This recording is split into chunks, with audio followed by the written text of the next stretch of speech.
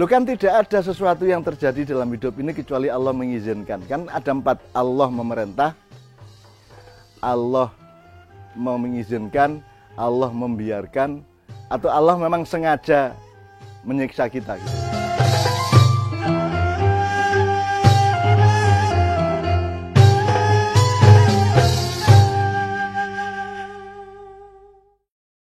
Jadi hubungannya sama limitasi, manfaat, terus kenikmatan ya. Tapi kan rumus pertama sebenarnya kan rutenya itu kan Anda bisa menikmati itu berbanding lurus dengan tingkat kemampuan Anda mensyukuri.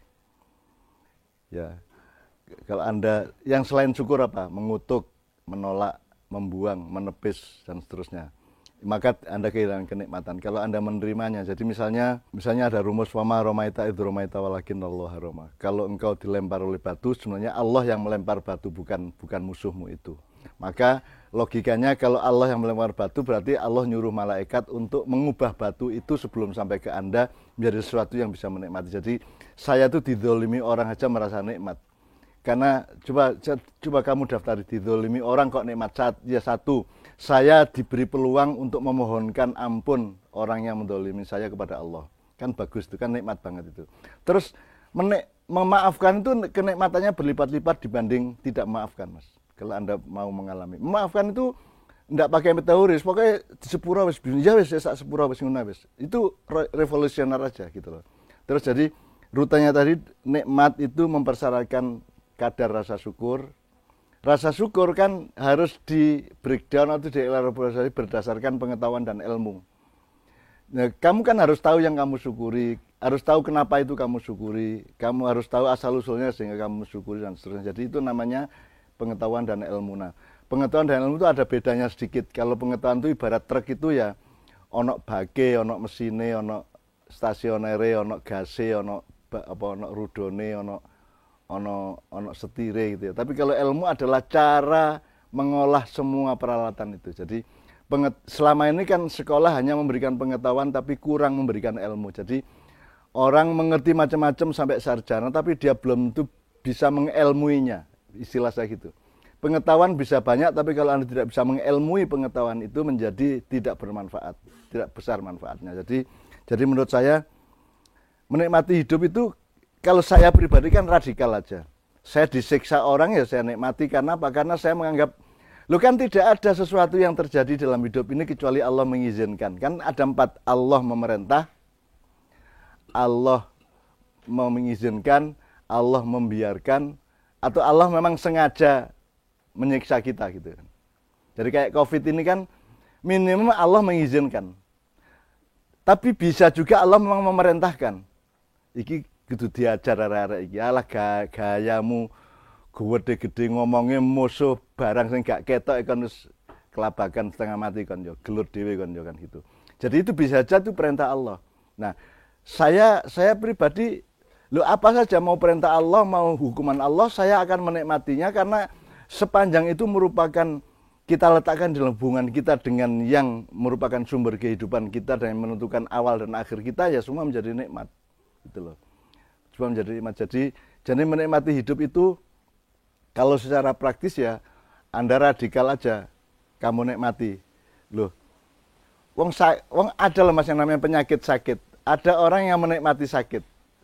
Jadi ada orang yang psikologinya cenderung untuk menikmati, waduh nanti saya harus operasi, waduh saya nanti harus suntik, ini saya jadwal ini ketemu dokter gitu ya.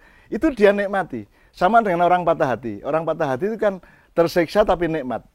Gitu kan, dia diundat-undat dewi njero atine kan gitu kan. Bahwa dia patah hati, bahwa dia diselingkuhi, bahwa dia itu dipelihara sebagai kenikmatan. Jadi kenikmatan itu tidak merupakan dikotomi dari ketersiksaan. Karena tersiksa itu juga bisa nikmat.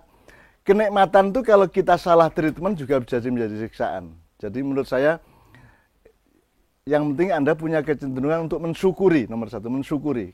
Nah setelah Anda mensyukuri kan Anda mau tidak mau harus mencari sendiri, sing kok syukuri apa. Gitu.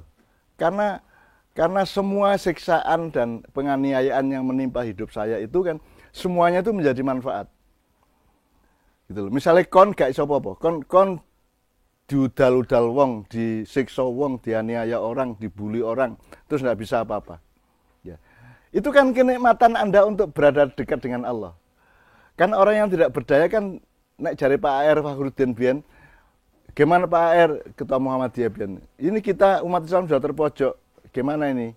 Sudah terpojok di segala bidang, ekonomi, politik, budaya, kita sudah ke pojok itu. Terus Pak AR menjawab, ya alhamdulillah kita terpojok, tidak bisa mundur lagi udah.